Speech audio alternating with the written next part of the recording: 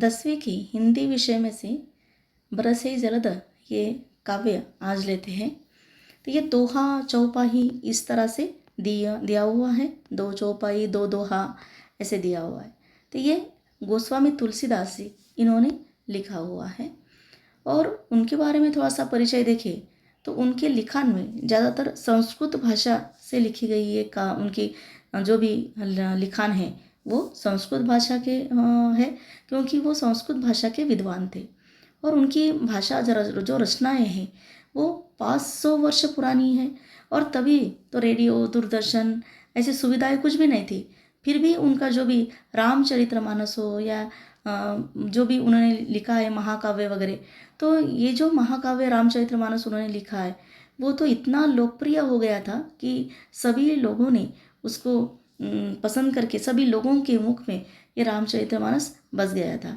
तो उन्होंने लिखे हुए जो लिखान है वो रामचरितमानस, कवितावली, विनय पत्रिका, गीतावली, दोहावली, हनुमान बाहुक, बरवे रामायण, जानकी मंगल, इस तरह से उन्होंने लिखान लिखे हैं। तो ये जो चौपाई उन्होंने दी है बरसे जलद में, वो देखते हैं क्या बता रहे हैं वो इसमें।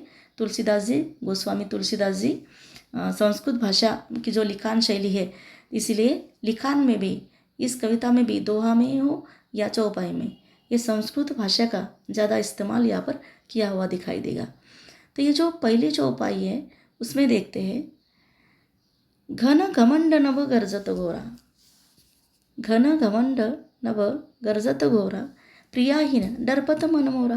तो इसमें ये जो पहली लाइन दी गई है इसमें वो राम के मन की अवस्था जो है वो बताना चाह रहे हैं कि राम की मन की अवस्था जो भी है तो वो उनके पत्नी जो है प्रिया, उसका अपहरण हुआ है। तो जब उसका अपहरण हुआ है तो वो कहाँ गई, कौन लेकर गया, कैसे होगी, ये जो चिंता उनको लगी है तो उनका मन डर रहा है। तो इस तरह से उन्होंने वो जो भावनाएं बताई है, तो इसीलिए जो भी बादल है या फिर नभ है तो जो गरज रहे हैं बादल आकाश में, उनके द्वारा उन्होंने उनके मन की अवस्था बताई है। तो जैसे ही कोई भी बादल छाते हैं, उनकी गड़गड़ाहट होती है, तो वो जो गड़गड़ाहट है मन को विचलित कर देने वाला है या डर लगता है तब जब हम सुनते हैं तो उसी तरह से प्रभु रामचंद्र के मन में भी एक डर लग रहा है, विचलित हो रहा है उनका मन भी, इस तरह से उनका मन स्थिर नहीं है, ये बता रहे हैं। फिर दूसरी लाइन जो है वो दामिनी दमक रही है, दूसरी लाइन जो है वो ये बता रही है, दामिनी दमक रही है घनमाई, खल के प्रीति जता थिरनाई। तो दामिनी मतलब बिजली, तो बिजली चमक रही है। और तब जब जोर जोर से अगर बादल का आवाज़ गरजने का या फिर बिजली कड़क रही है इसका आवाज़ अगर सुनाई दे, तो कितना भी हम शांत बैठे हो घर में, लेकिन फिर भी हम एकदम घबराहट सी होती है और ऐसा डर लगता है कि जो हृदय के ठोके हैं वो भी बढ़ जाते, तो मतलब अस्थिर हो जाता है, मन स्थिर नहीं रहता। उसी तरह से जो भी बुरे विचार करने वाले हैं उनके मन को स्थिर नहीं लगेगा। उसी तरह से जो भी हमें अच्छा लगता है वो थोड़ी देर के लिए होता अच्छा, लेकिन थोड़ी देर के बाद बुरा, मतलब जो है वो वैसा नहीं होता। उसी तरह से राम के मन की अवस्था अगर बताइए इसमें, तो वो उनका मन भी जो भी है वो स्थिर नहीं, अस्थिर है, उनका मन स्थिर नहीं है। ऐसे ये दामिनी के द्वारा, मतलब बिजली के द्वारा उन्होंने उनके मन की भावना बताई है। उसके बाद की जो लाइन है, बरसई जलद भूमि नियर आए, बरसई जलद भूमि नियर आए, जता न वही बुध विद्या पाए।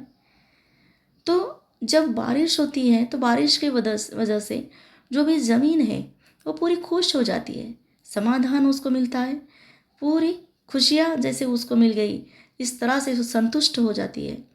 बस उसी तरह से जथा नवहि बुध विद्या पाए, बस उसी तरह से जो भी ज्ञान हासिल करने वाला है उसको एक बार अगर वो ज्ञान मिल गया, बस वो भी संतुष्ट, समाधानी, सुकून जैसे उसको मिला, वो भी तृप्त समाधानी हो गया जैसे, इस तरह से वो बात है।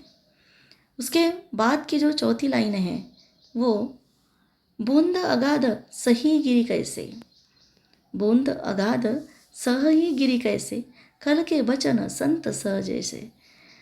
तो जो भी बूंद है जो आकाश से ज़मीन पर आती है, बारिश का पानी, तो वो सबसे पहले जो सबसे ऊंचा पर्वत है, गिरी मतलब पर्वत, तो जो भी सबसे ऊंचा पर्वत है सबसे पहले बारिश की बूंद तो उस पर गिरती है।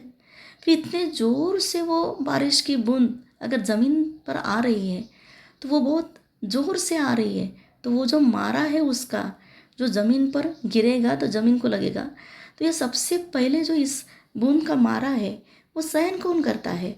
तो जो भी सबसे ऊंचा पर्वत है, सबसे ऊंचा पर्वत इस पानी का, इस बूंद का जो मारा है वो सहन करता है। उसी तरह से खल के वचन संत सहज ऐसे, उसी तरह से जो भी समाज में भ्रष्टाचार, बुराई जो भी है, तो वो सब जो बुराई का मारा है, वो बुराई का मारा सबसे पहले कौन सहन करता है? तो वो संत लोग हैं जो हमें सही मार्ग दिखाते हैं, सही राह दिखाते हैं। तो सबसे पहले जो बुराई का मारा है, भ्रष्टाचार का हो, बुराई का जो भी, जिसी अलग अलग तरीके की जो भी बुराई है, वो हर बुराई का मारा सबसे पहले वो संत लोग सहन करते हैं और उसके बाद समाज तक वो बात जाती है। इसी तरह से जैसे वो पहली जो बूंद की मारा है, मतलब जो बारिश की बूंद गिर रही है उसका जो मारा सहन करने वाला सबसे ऊंचा पर्वत, उसी तरह से ये जो बुराई का मारा है वो मारा ये जो संत लोग हैं वो सहन करते हैं। उसके बाद शुद्र नदी भरी चली तोराई, जस थोर उधन खलइत राई। जो भी शुद्र नदी है भरी चली तोराई, तो उसकी हैसियत नहीं उसका पानी मिलने की, लेकिन फिर भी उसको उतना पानी मिला जितना उसको उसकी पात्रता है पानी रखने की, उससे ज़्यादा अगर उसको पानी मिला वो इधर उधर बहना शुरू करेगा। जहाँ ज़मीन इस तरफ लेकर जाए, उतार जहाँ जिस तरफ होगा, जहाँ जहाँ वो जा सकता है बस उधर उधर हो जाएगा, बिना सोचे बिना समझे, मतलब इतराने लगेगा, जैसे घमंड आ जाएगा उसमें, इस तरह से बात है। तो उसी तरह से जस थोड़े हो धन खल इतराई, तो उसी तरह से जो भी वो धन का योग्यता उसमें नहीं है कि वो हासिल कर सके उतना धन, और बिना कुछ प्रयत्न किए उसको अपने आप अगर वो संपत्ति उसको मिलती है, दान तौर पर हो या किसी तौर पर, लेकिन उसको उसके हैसियत के बिना अगर ज़्यादा कुछ धन उसको मिलता है तो वो भी गर्व उसको आ जाता है, वो भी इतराने लगता है, घमंड उसमें आने की ज़्यादा क्षमता है। उसके बाद की लाइन जो है वो भूमि परत भा डावर पानी, भूमि परत भा डावर पानी जणू जीव ही माया लपटानी। तो ज़मीन पर पानी ही पानी हुआ, लेकिन वो कैसा पानी? ढावर पानी, मटमैला पानी, गंदा सा पानी। तो ज़मीन पर पानी हुआ और वो पानी मटमैला हो गया। ज़्यादा अगर पानी हुआ भूमि पर, पानी ही पानी हुआ, तो वो पानी मटमैला होता है। जनु जीवई माया लपटानी, उसी तरह से जो भी जीव है वो भी ज़्यादा माया, ज़्यादा हवस अगर वो करता है तो बस वो भी जैसे बुराई उसके अंदर आई, मटमैला जैसे हो गया। जैसे वो पानी, बहुत सारा पानी हुआ जमा पानी, तो जैसे वो मटमैला होता गया। जैसे ज़्यादा पानी, बारिश ज़्यादा आई, जितना नदी में पानी है उससे ज़्यादा भरा, तो वो पानी जो है वो मिट्टी ये वो यहाँ वहाँ का पानी मिला, तो वो गंदगी वहाँ पर ज़्यादा दिखाई दे रही है, मटमैला है। उसी तरह से जो भी जीव है वो हर इसमें लालच, मोह, माया ये अपने अंदर भरे हुए हैं। तो जो भी हर हर अलग अलग तरीके के मोह, माया ये जो उसके अंदर भाव जा रहे हैं, तो वो भी जैसे मटमैले सा उसको बना रहे हैं, इस तरह से बात है। उसके बाद समिटी समिटी जल भरे ही तलावा, जिमी सद्गुण सज सही वही आवा। तो सिमिटी सिमिटी जल भरी ही तलावा, थोड़े थोड़े पानी से तालाब भरता है। एक साथ एक झटके में इतना सारा पानी आया और तालाब एक झटके में भर गया, ऐसा तो नहीं होता। एक एक बूंद गिरती है और एक एक बूंद से ही वो तालाब भरता है।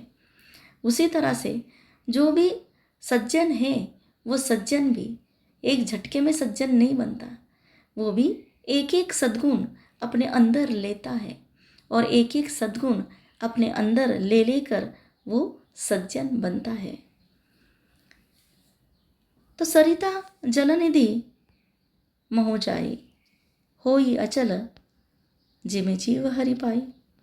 तो सरिता मतलब नदी, सरिता मतलब नदी, और ये नदी जो है वो नदी मतलब उसका ध्येय जो है वो बहकर वो जा रही है। तो वो बहती बहती वो कहाँ तक जाती है, आखिरी तक उसका जो ये है समाप्ति है वो कहाँ तक है, समुंदर तक है, बस वहाँ से वो समुंदर कहलाता है। तो सरिता जलनिधि मोह जाए, वो जाती कहाँ है, अपने ध्येय की ओर। ध्येय उसका क्या है, समुंदर में मिलना। तो समुंदर तक वो जाती है मतलब अपने ध्येय को पाती है।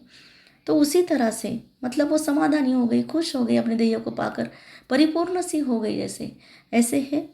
तो उसी तरह से जो भी जीव है वो इस धरती पर आया, जन्म लिया उसने, और बिना हरि को पाए अगर वो गया तो वो जैसे अधूरा सा है, उसका ध्येय पूरा नहीं हुआ, ऐसा है। तो जब वो हरि को पाता है, जो भी जीव इस धरती पर जन्म लिया वो अगर हरि को पाता है, हरि मतलब भगवान, अगर वो भगवान को पाता है, हरि को पाता है, तो वो अपने ध्येय की ओर पहुंच पाया, अपने उद्दिष्ट तक वो पहुंच पाया, ऐसा है। तो वो जैसे अपने ध्येय तक पहुंचकर, जैसे नदी समुंदर तक पहुंचने के बाद बस समाधानी हो गई, संतुष्ट हो गई, उसी तरह से जैसे उसने अपने आप को, अपने ध्येय को, अपने जीवन को जैसे पूरा परिपूर्ण कर दिया, इस तरह से बात है। उसी तरह से जो भी जीव धरती पर आया वो भगवान को पाकर वो भी अपने ध्येय को पा लेता है, अपने उद्दिष्ट को पा लेता है। और जैसे इस जीवन को सार्थक उसने बनाया, जैसे ये जीवन उसका सार्थक ही लगा, सार्थक बना, ये जीवन व्यर्थ नहीं गया, ऐसी बात है। तो ये परिच्छेद जो चौपाई है, उस चौपाई में ये बात तुलसीदास जी ने बताई है, गोस्वामी तुलसीदास जी ने। तो इसमें समझने के लिए जो भी संस्कृत भाषा का इस्तेमाल किया है, इसलिए समझने के लिए थोड़ी कठिन जाती है, लेकिन हर लाइन अगर धीरे से देखो तो समझ में आएगा आपको कि हर बात में एक उदाहरण दिया हुआ है, और उस उदाहरण से क्या बोलना चाह रहे, क्या बताना चाह रहे, वो बात वो बता रहे।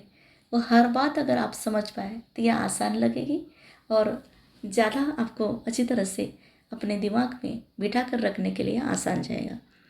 तो इसमें कुछ भी अगर आपको प्रॉब्लम जाता है या नहीं समझ में आ रहा है, कुछ भी कठिनाई अगर आपके सामने हो, तो आप कमेंट से पूछ सकते हैं।